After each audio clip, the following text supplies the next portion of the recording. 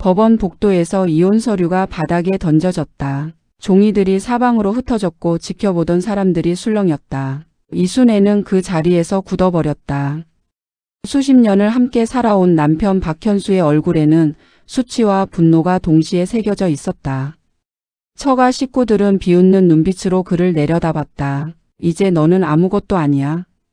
우리 딸한테 붙어 살던 거지 신세 이걸로 끝이야. 형님 이영철의 목소리는 법원 복도 전체에 울려 퍼졌다. 현수는 말 한마디 하지 못했다. 평생 말없이 살아온 사람이었다. 아내를 위해 처가를 위해 그 누구보다 묵묵히 희생해온 사람이었다. 하지만 그날 아침 그는 진짜 자신이 누구인지 아무에게도 말하지 않은 채 재판장 문을 열었다. 그리고 판사 전원이 자리에서 일어났다. 그들의 허리가 90도로 꺾였다. 그 광경을 본 처가 식구들의 얼굴이 하얗게 변하는 데는 채 3초도 걸리지 않았다. 하지만 이 순간 뒤에 숨겨진 진실은 아무도 예상하지 못한 것이었다. 박현수는 평생 조용한 사람이었다. 경남 통영 작은 어촌 마을에서 태어난 그는 17살에 홀로 서울로 올라왔다. 부모는 일찍 세상을 떠났고 형제도 없었다. 가진 것이라곤 두 손과 성실한 뿐이었다. 낮에는 건설 현장에서 일하고 밤에는 검정고시 준비를 했다. 그렇게 25세 법대에 들어갔다. 주변에서 다들 혀를 찼다. 나이도 많은데 뭘 하려고.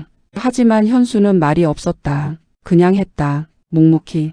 사법고시에 합격한 것은 32이었다. 늦은 나이였지만 그는 빠르게 두각을 나타냈다. 판사가 된 후에도 조용했다. 화려한 걸 싫어했다. 법복을 입고 있을 때나 벗었을 때나 그는 늘 같은 눈빛이었다. 흔들리지 않고 꾸밈이 없고 단단한.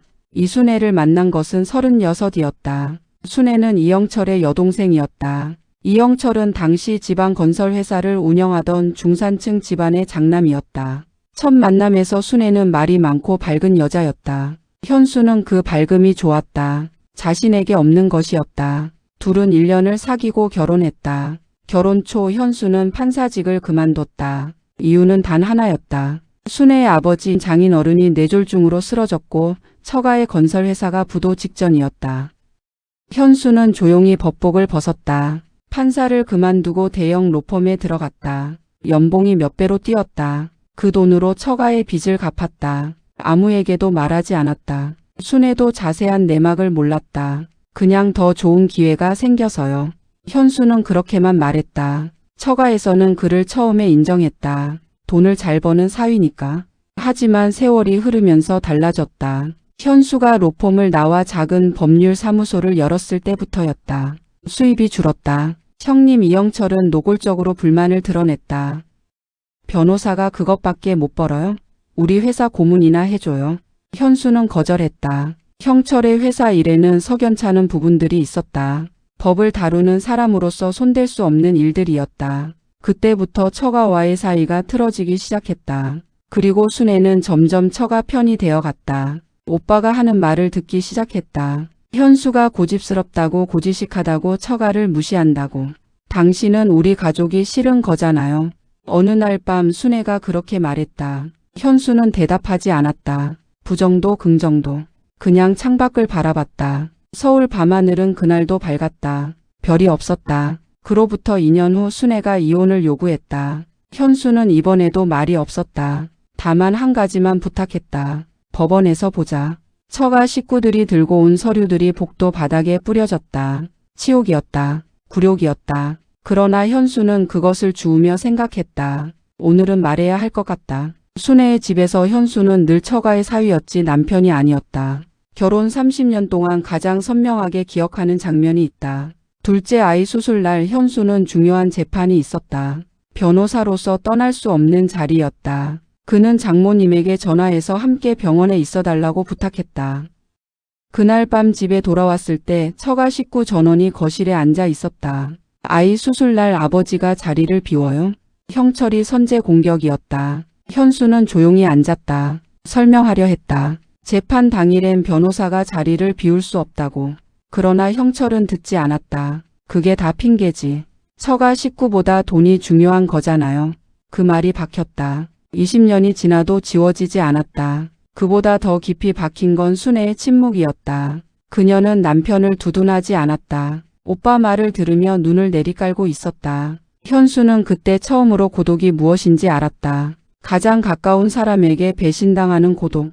세월이 갈수록 처가의 요구는 커졌다. 형철의 회사가 또 위기를 맞았을 때 현수한테 보증을 서달라고 했다. 현수는 거절했다. 법률 전문가로서 그 회사의 재정 상태를 누구보다 잘 알고 있었다. 보증을 섰다가는 모든 것을 잃는다. 당신은 도대체 우리 가족한테 해준 게 뭐가 있어요? 순애가 그렇게 물었다. 현수는 입을 다물었다. 말하고 싶지 않았다. 말해봤자 달라질 것도 없고 말하는 것 자체가 상처였다. 그 뒤로도 묵묵히 살았다. 형철의 두 아이 대학 등록금을 몰래 대줬다. 장모님 암 수술비를 전액 부담했다. 장인어른 요양원 비용을 10년째 내고 있었다. 하나도 드러내지 않았다. 드러내면 베품이 아니라 거래가 된다고 생각했다. 그래도 처가 식구들은 그를 고집쟁이 사위로만 불렀다. 이혼 얘기가 처음 나온 건 3년 전이었다. 순애가 갑자기 말했다. 오빠가 그러는데 당신이랑 사는 게 나한테 손해래요. 현수는 그 말의 의미를 이해했다. 형철이 동생을 이용하려 한다는 것을. 이혼하면 재산 분할로 뭔가를 얻을 수 있다고 계산했을 것이다. 현수의 재산을 노린 것이었다. 그러나 현수는 화내지 않았다. 그래요. 그렇게 생각하면 이혼하지요. 단 한마디였다. 순애는 예상과 다른 반응에 당황했다. 현수가 매달리길 기대했는지도 몰랐다. 그로부터 2년간의 협상이 이어졌다. 형철이 나서서 재산 목록을 요구했다. 현수는 조용히 서류를 준비했다. 법원 날짜가 잡혔다. 그날 아침 처가 식구 6명이 법원에 왔다. 마치 전쟁터에 나온 군인처럼. 그들이 서류를 복도에 뿌렸을 때 지나가던 사람들이 멈춰섰다. 현수는 바닥에 무릎을 꿇고 종이를 주었다. 그 모습을 보며 형철이 웃었다. 저래서 뭘 하겠어. 현수는 종이를 들고 일어났다. 그리고 재판장 문을 열었다. 재판장 문이 열리는 순간 공기가 달라졌다. 담당 판사 3명이 일제히 자리에서 일어났다. 그것만으로도 이상했다. 법원에서 판사가 먼저 일어나는 일은 없다. 원고도 피고도 방청객도 당황한 눈빛으로 서로를 쳐다봤다. 그런데 판사들이 허리를 굽혔다. 90도였다. 형철이 가장 먼저 굳어버렸다. 순애는 입을 손으로 막았다. 현수는 아무것도 달라지지 않은 표정으로 자기 자리에 앉았다. 수석 판사 이준혁이 먼저 입을 열었다. 박현수 전 대법관님, 이런 자리에서 뵙게 되어 송구스럽습니다. 전 대법관. 그 세 글자가 법정 안을 가득 채웠다. 형철의 얼굴에서 혈색이 빠져나갔다. 순애는 눈이 커져서 남편의 옆모습을 봤다. 그녀가 결혼한 남자, 30년을 함께 산 남자. 그가 대법관이었다니. 현수는 조용히 고개를 끄덕였다. 그냥 개인 사건입니다. 편하게 진행해 주십시오.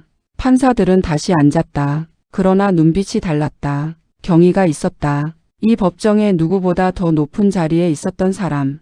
그리고 스스로 내려온 사람. 실제로 현수의 이력은 이러했다. 로펌을 나온 후 그는 다시 판사직으로 돌아갔다. 아무에게도 말하지 않고. 순애에게도.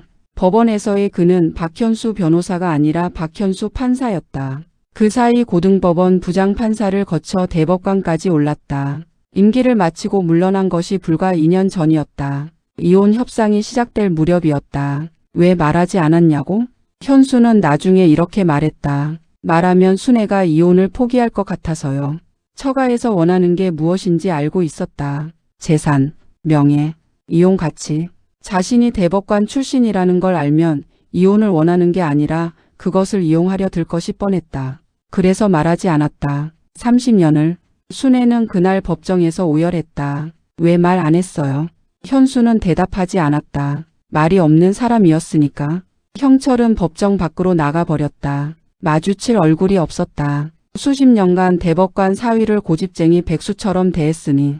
그러나 이게 끝이 아니었다. 진짜 반전은 따로 있었다. 재판이 잠시 멈췄다. 판사가 잠깐 정회를 선언했고 현수 측 변호인이 서류 한 묶음을 제출했다. 형철은 복도에서 들어오지 않고 있었다. 순애는 눈물을 닦으며 그 서류를 봤다.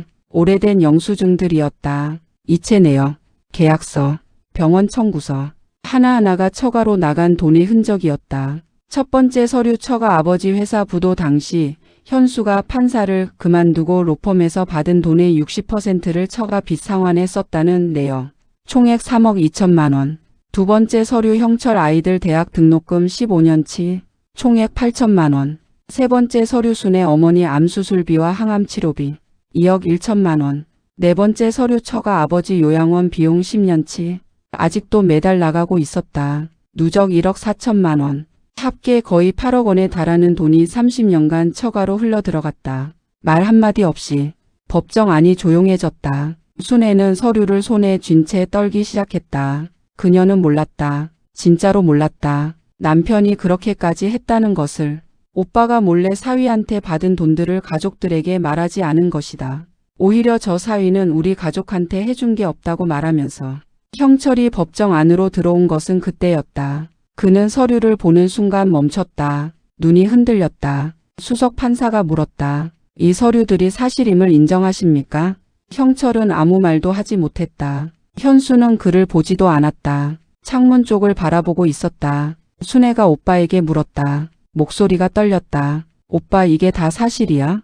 형철은 고개를 숙였다. 그 고개 숙임이 모든 것을 말해줬다. 순애는 그 자리에서 무너졌다. 30년의 결혼 생활이 한순간에 다르게 보이기 시작했다. 자신이 고집쟁이라고 욕했던 남편이 말 한마디 없이 자신의 가족을 먹여 살리고 있었다. 그리고 자신은 오빠 말만 믿고 그 사람에게 이혼 서류를 던졌다. 내가 미쳤나 봐. 그 말이 혼잣말처럼 새어나왔다. 현수는 돌아보지 않았다. 그가 무너지는 건 혼자였다. 울지도 않았다. 그냥 오래된 피로처럼 눈이 무거웠다. 이쯤에서 다 끝내면 되는 거겠지. 재판은 그날 결론이 나지 않았다. 순애가 이혼 신청을 취하하겠다고 했다. 형철은 법정 밖에서 오래 서 있었다. 처가 식구들은 하나둘 사라졌다. 법원 복도는 텅 비어버렸다. 현수와 순애는 법원 앞 벤치에 나란히 앉았다. 봄볕이 기울고 있었다. 노란 개나리가 담장 밑에 피어 있었다. 순애가 먼저 말했다. 왜 한 번도 말하지 않았어요?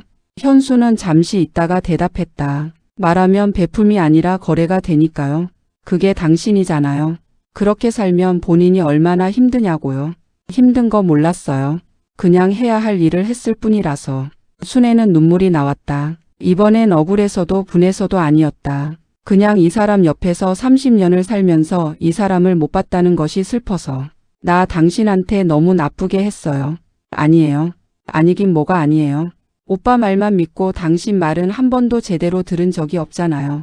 현수는 대답하지 않았다. 순애가 그의 손을 잡았다. 주름진 손이었다. 자신의 손도 마찬가지였다. 둘 다 늙어버렸다. 그 짧고도 긴 세월이 맞잡은 두 손 위에 고스란히 얹혀 있었다. 이혼 안 해요. 알겠어요. 화는 안 나요?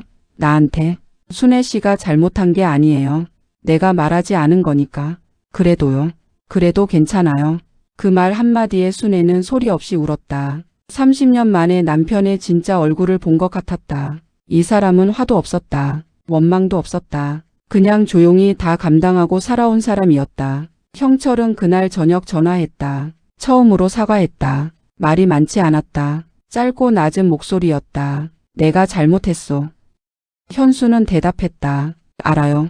괜찮습니다. 딱 그것뿐이었다. 순애의 어머니는 이 모든 것을 나중에 전해 들었다. 이미 80이 넘은 할머니였다. 그 얘기를 듣고 오래 울었다고 한다. 그리고 한마디 했다. 그 사람이 진짜 사람이었구나.